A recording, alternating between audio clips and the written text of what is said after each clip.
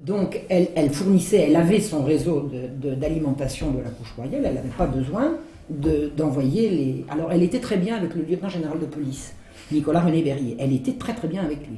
Et Nicolas René Berrier était l'homme le plus impopulaire de Paris. Alors il y avait l'homme le plus impopulaire de Paris, c'était Berrier, et la femme la plus impopulaire de Paris et ailleurs, c'était la Pompadour. Donc les grands esprits se rencontraient. Les grands esprits se rencontraient. Mais il est quand même certain, et ça jusqu'à preuve du contraire, qu'il n'y avait aucun rapport entre les enlèvements d'enfants et la pédophilie royale. Ça c'est clair.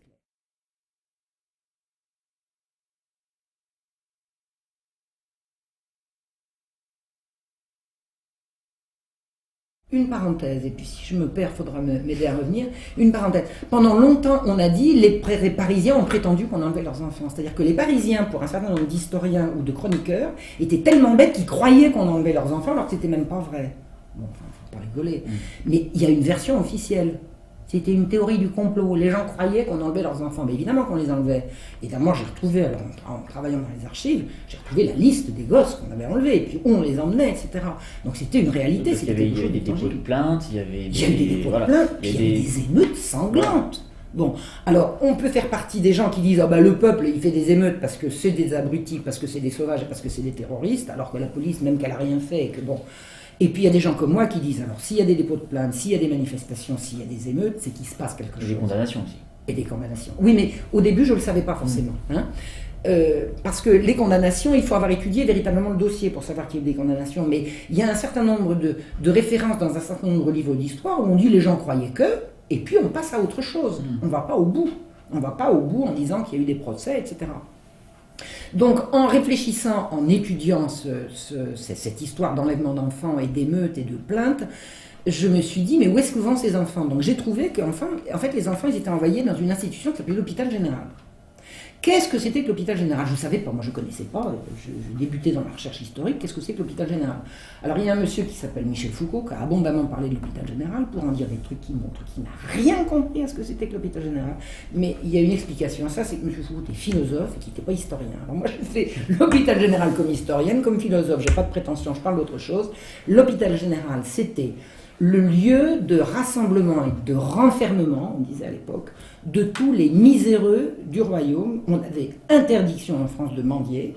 Dès que vous aviez perdu votre gagne-pain, votre pitance, pour quelque raison que ce soit, vous deveniez à la charge de la société. Si on vous prenait à mendier, c'était les galères, le fouet, etc., etc. Tout mendiant ou toute personne en situation d'être obligé de mendier devait se laisser enfermer à l'hôpital général. L'hôpital général, c'était une institution qui est née à Paris et qui ensuite a essaimé à travers toute la France. Toute ville de France a eu son hôpital général, dans lequel les pauvres avaient obligation de se laisser enfermer pour ne plus être à la charge de l'État. D'abord, la mendicité, c'était quand même un fléau. Et alors, l'hôpital général est né au lendemain de la Fronde. Qu'est-ce que c'est que la Fronde? C'est 4 ans de guerre civile, qui se termine par l'arrivée au pouvoir de Louis XIV, 4 ans de guerre civile au milieu du XVIIe siècle, qui mettent sur les routes et aux portes des villes, parce que pourquoi est-ce que les gens qui étaient miséreux à la campagne viennent à Paris ou viennent dans les villes? Mais c'est parce que les villes sont alimentées en grains et que les miséreux suivent le blé.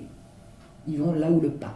Donc les miséreux autour de la région parisienne, enfin la Fronde, ça a été 4 ans de guerre pendant lesquels, quand les armées de la Fronde avançaient, sur 40 km, il ne restait plus rien. Brûlés, violés, pendus, torturés, c'était une horreur. Une horreur qui a duré 4 ans. Et au lendemain de la Fronde, il y a dans Paris des miséreux partout. Et il y a 2 façons de réagir à cette misère. Alors je parle du siècle de Louis XIV, hein, c'est 100 ans avant. Vous avez la façon de Saint Vincent de Paul, c'est-à-dire la bonté, le secours. On va organiser les secours. Donc l'Église? L'église, oui. Oui, mais enfin, Saint Vincent de Paul, c'était un homme d'église, mais c'était aussi une personnalité à lui tout seul. On va dire que c'est dans la philosophie de l'église de s'occuper des miséreux. Ah, tout à fait. Voilà, c'est la raison d'être. Ah, tout à fait, c'est sa mission. Mais il y avait des façons, les structures habituelles de secours aux miséreux ne suffisaient plus. Il y a toute paroisse, tout village, tout château, toute seigneurie avait sa façon de procéder avec les miséreux. Mais là, il y avait un afflux. Il y avait des gens dans les rues, il y avait des... il y a une misère épouvantable, il y avait des enfants perdus, abandonnés partout. C'était vraiment absolument atroce. Et la façon de réagir qu'a eu Vincent de Paul, hein, qui a été canonisé au siècle suivant, qui était un prêtre, c'était la bonté personnifiée.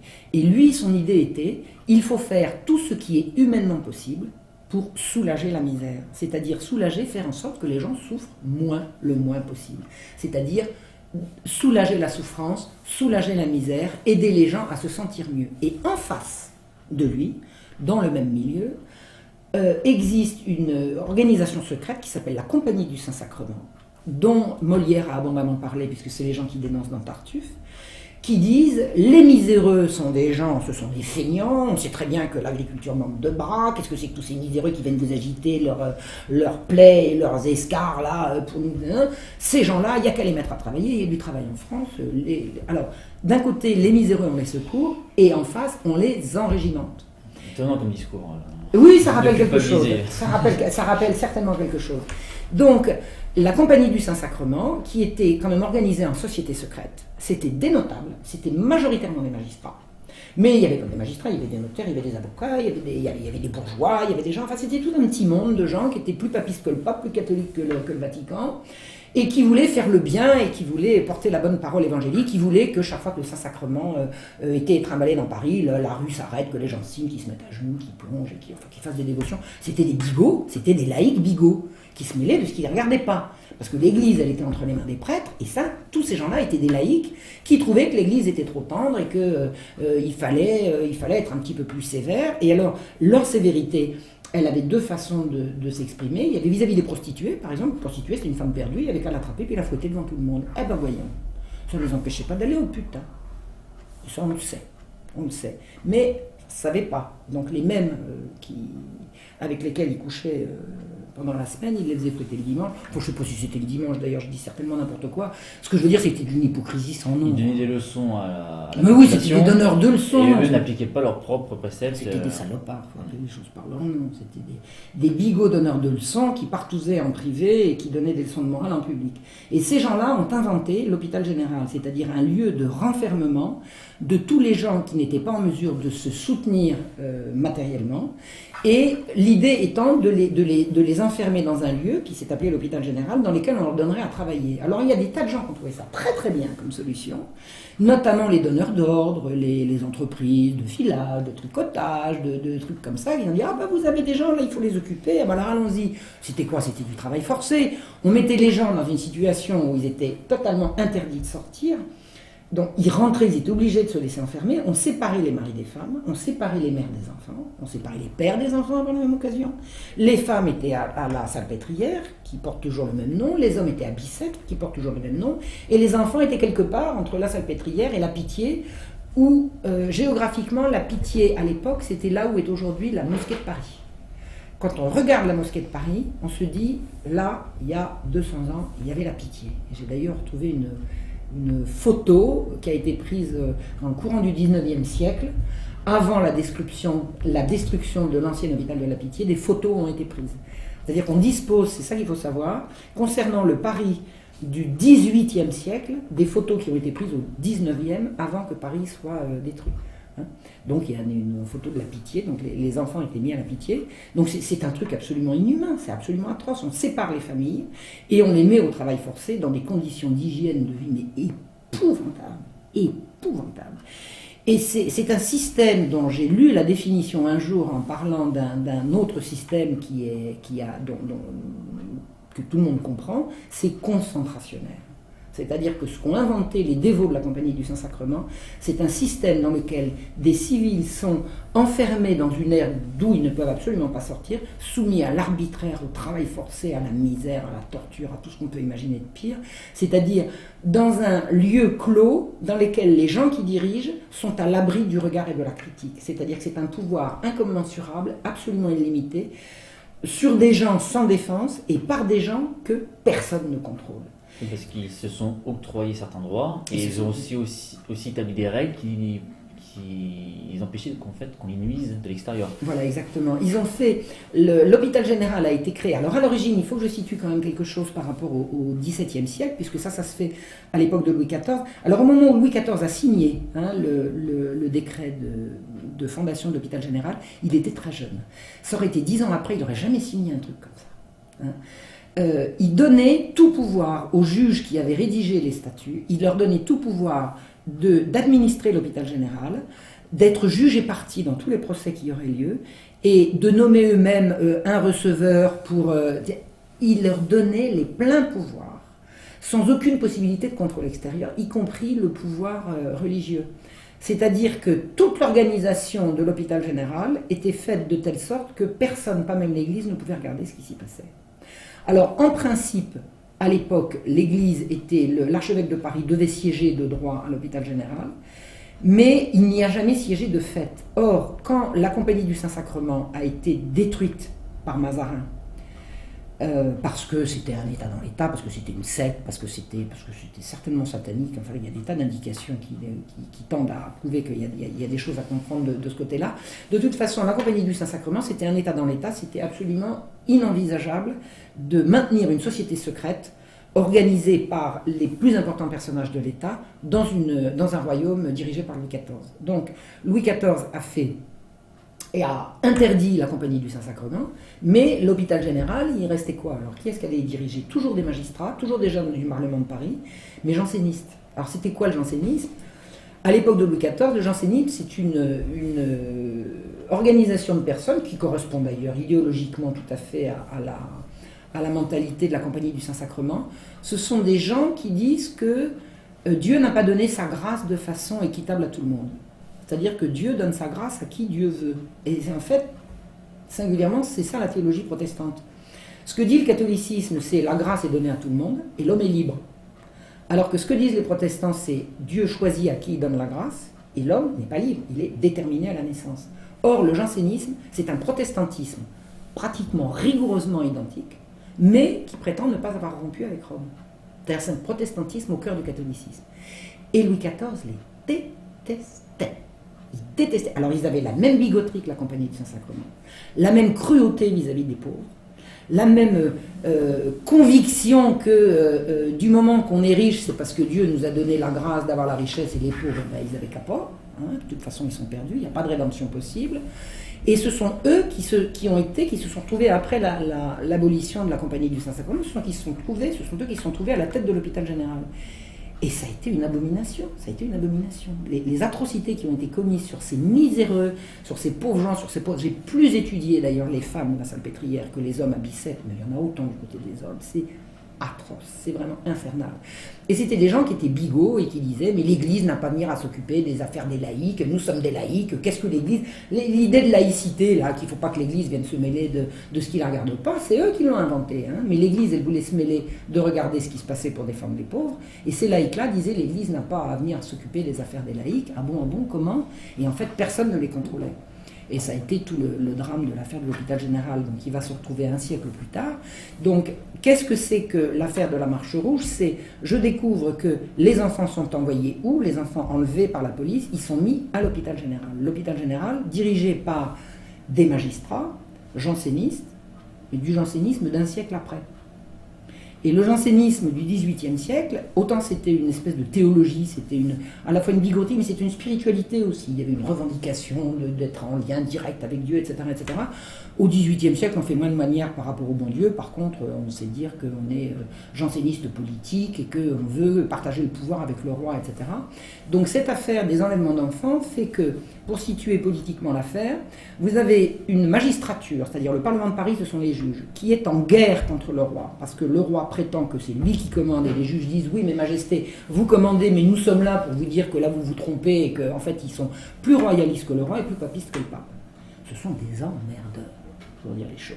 Ils sont kikinants au possible, ils sont extrêmement puissants, et ils dirigent de main de maître l'hôpital général. Or, la police, qui n'obéit pas aux magistrats, puisqu'elle obéit au lieutenant général de police, emmène les enfants à l'hôpital général. C'est là qu'on trouve le lien entre les magistrats, les enlèvements d'enfants et retour magistrat. Le roi, il est un peu en dehors du truc. Alors qu'est-ce que c'est que cette histoire? Qu'est-ce que c'est que ces enfants? Pourquoi? Qu'est-ce qu'on en fait? J'ai cherché, j'ai pas trouvé ce qu'on en a fait quand ils sont sortis, mais j'ai découvert que ces enfants disparaissaient par milliers. C'est-à-dire que l'hôpital général est une institution dirigée par des magistrats prompts à la rébellion, opposant à l'absolutisme royal, parce que le roi prétend que c'est lui qui commande, et eux, ils savent que Sa Majesté ne sait pas, que c'est à eux d'expliquer à Sa Majesté comment il faut faire. Et ces gens-là ont la mainmise absolue sur un réservoir d'enfants qui rentrent et qui disparaissent. Comment on le sait? Parce que quand on est historien, on va fouiller, ce que j'ai appris à être, j'étais pas comme ça avant, maintenant je le suis devenu extrêmement. L'hôpital général, comme d'ailleurs toutes les institutions nées sous le règne de Louis XIV, probablement avant aussi, mais enfin moi je parle de ce que je connais, toute institution royale dans laquelle quelqu'un entre, il ne monte pas de blanche. Une prison, écrou. L'hôpital, registre d'entrée. Un navire, rôle d'embarquement. Toute personne qui passe dans une institution royale ne montre pas de blanche, à l'entrée et à la sortie. Et on peut comparer les registres d'entrée et de sortie. C'est comme ça. Et les registres de l'hôpital général sont des registres intégralement sauvés des incendies de la commune, parce qu'en 1871, il y a énormément de documents parisiens qui ont été brûlés, qui ont disparu. Mais les registres d'entrée et sortie de l'hôpital général ont été sauvés. C'est pas miraculeux, c'est parce qu'il y a des gens extraordinaires qui les ont mis à l'abri quand le danger est arrivé. Et j'ai épluché à la loupe des centaines et des centaines de fiches d'entrée et de sortie. Et j'ai vu que des enfants disparaissaient. C'est-à-dire qu'on voit des enfants entrer, on a une durée de séjour à la Salpêtrière, on les voit sortir, quelques-uns avec leur mère, quelques-uns pour aller ici, là, et des centaines et des centaines et des centaines pour aller nulle part. Or, j'ai étudié à fond toute la législation d'Ancien Régime sur qui a autorité sur ces enfants. Personne d'autre que les magistrats n'ont autorité sur eux. On ne peut pas dire ils sortent et puis ils vont ailleurs. Il n'y a pas d'ailleurs pour eux. C'est-à-dire que l'hôpital général était le cœur d'un gigantesque trafic d'enfants. Au bénéfice de quoi? Au bénéfice de qui? La question est ouverte. Et ce qui a mis la puce à l'oreille au peuple, c'était le fait qu'il y ait des enlèvements, justement. Alors, brusquement, en 1750, alors que l'hôpital général fonctionne, ça fait 100 ans qu'il fonctionne, que des enfants rentrent et sortent, et donc personne ne se plaint, on se met brusquement à en arrêter en pleine rue. Qu'est-ce qui se passe? Alors, moi j'avais cru au départ, j'ai dit, bon, c'est passé au moment où le roi arrête de coucher avec la marquise, donc bon, aberrant, d'accord, je reviens pas là-dessus. Mais il s'est passé quand même quelque chose. Pourquoi brusquement on se met à enlever des enfants dans la rue alors qu'on sait qu'il y a un réservoir sans fin à l'hôpital général?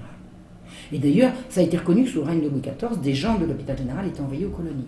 Donc il y a eu des gens qui ont dit, il y a eu des rumeurs qui ont dit, mais enfin ces enfants de l'hôpital général, ces enfants qu'on enlève, c'est pour les envoyer aux colonies. Et des gens ont fait la réflexion frappée au coin du bon sens, pourquoi voulez-vous qu'on en enlève dans la rue pour emmener aux colonies, alors qu'on sait très bien qu'il y en a qui sont pris à l'hôpital général. Donc il y a un hiatus, il y a quelque chose qui se passe qui est pas compréhensible. Pourquoi brusquement on se met à enlever des enfants? Et en fait, ce qui s'est passé, c'est que cette année de 1749 montre, ou date à laquelle commencent les enlèvements d'enfants, correspond à un changement à la tête de l'hôpital général. Le roi est tellement exaspéré d'entendre toutes ces plaintes sur les malversations, sur les atrocités commises à l'hôpital général, qu'il est allé voir l'archevêque de Paris et qui lui a dit, vous allez aller siéger à l'hôpital général et y mettre de l'ordre. Et au moment où l'archevêque de Paris arrive à l'hôpital général pour y mettre de l'ordre, grève générale des magistrats. Ah bon? Pourquoi? Et après on se met à enlever des enfants. Je vous raconte pas la suite, il faut lire le livre quand même. En fait, qu'est-ce que c'est? Il se passe qu'il y a au cœur de Paris une espèce de réservoir sans fin pour toutes les abominations qu'on peut imaginer d'enfants perdus que personne ne réclame, et une magistrature qui a l'œil, la main et le plein pouvoir sur cette institution, et un archevêque de Paris qui vient et qui dit, mais attendez, moi je siège au titre que Sa Majesté m'a demandé de siéger, je veux savoir ce qui se passe, je veux voir les comptes, et tout le monde se met en grève, et on se met à enlever des enfants brusquement. Allons, qu'est-ce qui se passe? Qu'est-ce qui se passe? Et ce qui s'est passé à propos des enlèvements d'enfants, c'est que ces enfants ont fini par être libérés. Pourquoi? Parce que le peuple s'est révolté. Il y a eu un soulèvement. C'est le soulèvement le plus violent entre la Fronde, qui a été quand même une guerre civile, c'est plus qu'un soulèvement la Fronde, mais enfin il y a eu un tas de manifestations et d'émeutes pendant la Fronde, notamment à Paris. Entre la Fronde et la Révolution française, il y a ce que j'appelle la marche rouge. Alors pourquoi la marche rouge? Parce que En Belgique, il y a eu en 1996 qu'on a appelé la marche blanche à propos de l'affaire Dutroux. La marche blanche, où vous avez des centaines de milliers de Belges qui ont manifesté avec des écharpes blanches, des roses blanches, pour protester, pour dire leur indignation face à ces affaires de révélation de maltraitance à enfants et de maltraitance, de pédophilie. Et j'ai dit la marche rouge, c'est moi qui ai trouvé ce truc-là. J'ai dit en fait, la révolte des parents en 1750, c'est une marche rouge parce qu'elle a été sanglante. Et les enfants ont été relâchés, pas tous. J'ai découvert des enfants qui n'ont pas été relâchés en allant rechercher, mais la majorité quand même des parents a retrouvé ces enfants. Et la marche rouge montre que le peuple de Paris, que nous ne connaissons pas, on ne le connaît pas, on ne connaît pas de nom, on ne connaît pas de visage. Je suis allée à la rencontre de ce peuple de Paris en allant dans les archives alors, d'une part de la Salpêtrière et de Bicêtre et de la Pitié, et d'autre part dans les archives de la justice pour voir ce qu'a été. Il y a eu un procès, il y a eu des morts pendant la marche rouge, il y a eu des condamnations à mort, il y a eu des exécutions. Ça a été un événement considérable au milieu du siècle de Louis XV. C'est d'ailleurs à partir de cette date que Louis XV a cessé d'être le bien-aimé. On l'appelait Louis XV le bien-aimé. À partir de 1750, c'est fini. C'est fini, il n'est plus bien-aimé, c'est Louis XV, point. Et donc le peuple a pris... Le peuple s'est révolté, il y a eu un soulèvement. Il a voulu prendre le problème à bras-le-corps, parce qu'il voyait qu'il n'y avait rien qui s'y passait. Il s'est mobilisé, il s'est opposé à l'ordre établi, qui étaient les représentants Mais de il a l'ordre. fait la chasse aux flics, Voilà, ils ont libéré. Ça a été une véritable chasse aux flics. Comment faisaient les policiers pour enlever les enfants? Alors ils passaient, il y avait 3 gars à pied, il y avait une voiture, un carrosse de fiacre qui marchait derrière, et puis un petit livreur de pain, ou des gosses qui sortent de classe, hop, on les ceinture et on les met dans une... Bon alors on fait ça 1 fois, 2 fois, 3 fois. Et puis alors les parents qui voient que les enfants ils rentrent pas de l'école, ils rentrent pas du catéchisme, ils rentrent pas de l'atelier, enfin bon, il y avait 36 façons de... Il y avait des écoles à Paris, il y avait 500 écoles paroissiales à Paris, donc les enfants étaient également ramassés sur le chemin de l'école. Et alors les affaires au début sont individuelles, il y a des parents qui s'affolent, qui vont au Châtelet, qui vont voir le préfet de police, et puis qui essayent de récupérer leur gamin, et puis qui signalent aux uns aux autres, et puis petit à petit l'affaire enfle, et puis à un moment donné, il y a un enlèvement de trop, il y a un flic qui se fait prendre en chasse par un père, et puis le copain, et puis après les voisins, etc. Et puis ça s'est terminé par une chasse à l'homme. Ça a été hallucinant, ça a été un soulèvement à la fois d'une violence, et il y a des témoignages qui disent que par rapport à l'enjeu, les Parisiens ont encore été raisonnables. C'est-à-dire qu'il aurait pu y avoir des centaines de morts. Ce qu'il faut savoir, c'est que j'ai beaucoup étudié le cas de Damien. Là, je vous parle de la marche rouge, mais à l'origine, c'est quand même une seule et unique recherche. Damien était domestique. Donc, il faisait partie de ce qu'on appelle la livrée. Alors, c'est quoi la livrée? La livrée, c'est le costume du domestique qui le distingue quand un domestique sert dans une maison, il a la livrée de la maison. C'est-à-dire tous les domestiques, le cocher, etc., le valet, ils avaient la même livrée, ils avaient le même costume, les mêmes galons, les mêmes couleurs et tout. Donc ce qu'on appelait la livrée, pour parler en général, c'était les domestiques. Et les domestiques étaient extrêmement solidaires. Extrêmement solidaires. Tous les métiers en France étaient organisés en corporation. La corporation des menuisiers, des machins, des bouquetières, de tout ce que vous voulez. Les domestiques n'avaient pas de corporation, mais ils avaient un esprit de corps quand même. Ils étaient extrêmement solidaires. Un domestique qui était au chômage, il retrouve du boulot comme ça, il rencontrait les copains, tout le monde. C'était un système qui était d'ailleurs très efficace parce que être recommandé par un valet, ça engageait la parole de celui qui avait recommandé. Donc quand un maître voyait arriver un gars qui était recommandé par truc, il savait qu'il pouvait faire confiance. Parce que le valet qui n'était pas recommandable, personne n'aurait été le recommander. Donc il y avait tout un réseau solidaire, et au moment de l'affaire des enlèvements d'enfants, les domestiques ont pris les armes. Au cri de « à moi la livrée, à moi la livrée ». Alors les domestiques, les cochers sortaient derrière les portes cochères, les domestiques sortaient et ils ont fait la chasse à l'enleveur d'enfants. Alors ils en ont fait quelques petits tas sanguinolents, ils en ont quand même tué plusieurs. Il y a eu une grosse émeute très très grave à la Croix-Rouge, au carrefour de la Croix-Rouge. Il y en a eu plusieurs dans le nord de Paris, à peu près à l'emplacement actuel de la gare de l'Est. Il y en a eu le long de la Seine, il y en a eu plusieurs. Et ça s'est terminé qu'il a fallu arrêter. Le Parlement est entré en scène, les enlèvements ont arrêté. Il y a eu un procès truqué, abominablement truqué, parce qu'il y a des enleveurs d'enfants qui sont arrivés avec des ordres signés du préfet de police, qu'on appelait le lieutenant général de police, en disant qu'ils avaient obéi aux ordres. Ça a fait très très très très mauvais effet. Ils se sont battus comme des diables, on a essayé de les faire taire, ils n'ont pas voulu se taire. Mais bon an, mal an, le procès a quand même eu lieu, et on a pendu 3 émeutiers, et condamner les enleveurs d'enfants à 3 livres d'amende. Oui, là, on voit bien le poids de mesure et carrément le procès. Scandaleux. Et le peuple de Paris, dont on disait régulièrement qu'il était d'accord avec ses magistrats contre le roi, alors il dit ce qu'il pensait de ses magistrats.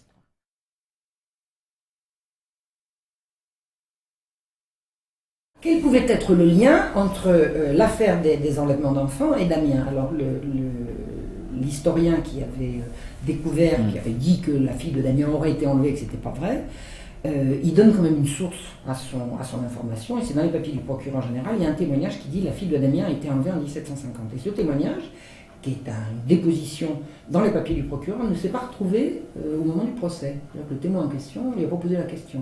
Alors, je lui disais quand même bizarre, parce qu'il arrive à la geôle, il dit la fille de Damien a été enlevée, on arrête la fille de Damien parce qu'on a arrêté tout le monde, on ne lui pose pas la question, et ensuite on ne repose pas la question pendant le procès. Je dis, il y a un truc qu'on cache. Bon.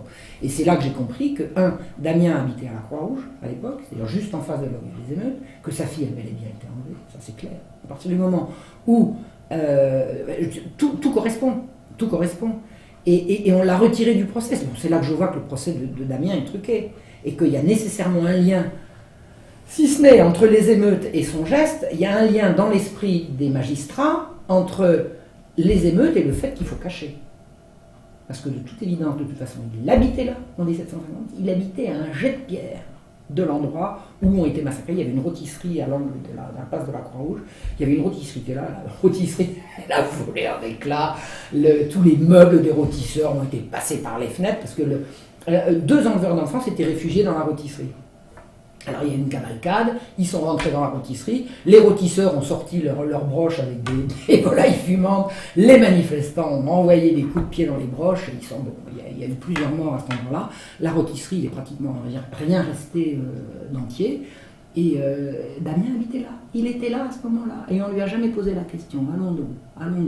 Il était là à ce moment-là, il habitait là, on n'a pas écouté, on n'a pas interrogé son maître, la personne qui a dit que sa fille était enlevée n'a pas été réécoutée et tout. Pour moi, c'est cousu de fil blanc, c'est ça qu'on veut cacher. C'est ça qu'on veut cacher. Alors, c'est quoi les ingrédients? Le roi est pédophile, Damien qui est domestique, il a les moyens de le savoir, les domestiques parlent aux domestiques, le roi il a des domestiques, tous les domestiques se parlent. Tout ce qui se fait à Versailles, les domestiques ont 24 heures de temps. Ce qui s'est fait à Versailles hier soir, tout Paris le sait, par l'intermédiaire des domestiques. En plus, ce sont des gens qui sont extrêmement solidaires, comme je dis. Une espèce de confrérie de gens sympas qui s'entraînent et tout, qui se passent les infos. On a un réservoir d'enfants sans fond, donc vraisemblablement il y a des affaires de mœurs là-dedans. Pourquoi est-ce que ces enfants disparaissent depuis toujours? Pourquoi il y en a qui arrivent en pleine santé, 3 mois après ils sont morts?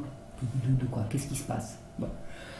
Donc, il y a vraisemblablement des affaires de mœurs à l'hôpital général. La magistrature qui est opposée au roi autant qu'elle peut. Dès que Damien est arrêté, ils disent « Ah ben Majesté, on n'est plus fâché avec vous, on veut absolument vous donner l'autorisation de juger Damien. » S'occuper du cas de Damien. On va s'occuper du cas de Damien. Et leur façon de s'occuper du cas de Damien, ça a été de tout truquer son procès, de telle sorte qu'on ne sache pas ce qu'il avait à dire. Et vraiment, le procès Damien, je l'ai étudié à la loupe. Je suis allé jusqu'en Allemagne rechercher les brouillons des dépositions du prince de Croy qui avait fait l'enquête. Le prince de Croy était un prince de 38 ans qui était gouverneur militaire de la région du Nord d'où Damien était originaire. Donc 3 jours après l'attentat, le ministère a demandé au prince de Croy d'aller en Artois immédiatement, c'est-à-dire sur son territoire dont il était gouverneur, enquêter sur le cas de Damien. Donc le prince de Croy est parti et il a fait une série de rapports qu'il envoyait. C'était un travail d'enquête absolument extraordinaire. C'est remarquable, le prince de Croy. En plus, c'est un personnage humain, sympathique, chaleureux, absolument adorable. C'est le seul aristocrate qui trouve grâce à mes yeux dans cette histoire abominable.